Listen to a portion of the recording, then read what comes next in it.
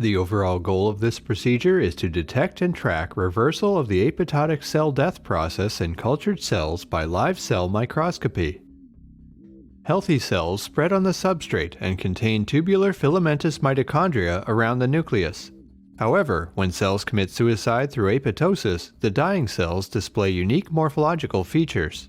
To detect and track reversal of apoptosis, cells are plated into glass-bottom cell culture dishes. The next step is to perform live cell staining to label mitochondria and nuclei. This allows for detection of morphological features of healthy and apoptotic cells by live cell microscopy. The labeled healthy cells are then exposed to a death stimulus to induce apoptosis.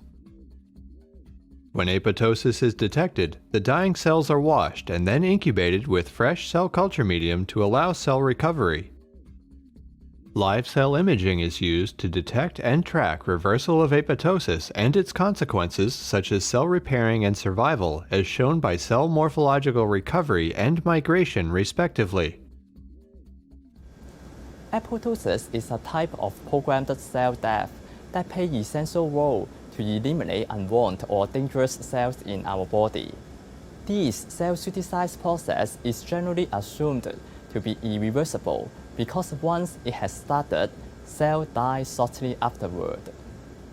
However, we discovered that, in fact, dying cells can reverse initiated cell death process and then survive and thrive, even they have passed through critical steps that has been thought to be the point of low return, such as cytochrome C release, caspase activation, nuclear fragmentation, and apoptotic body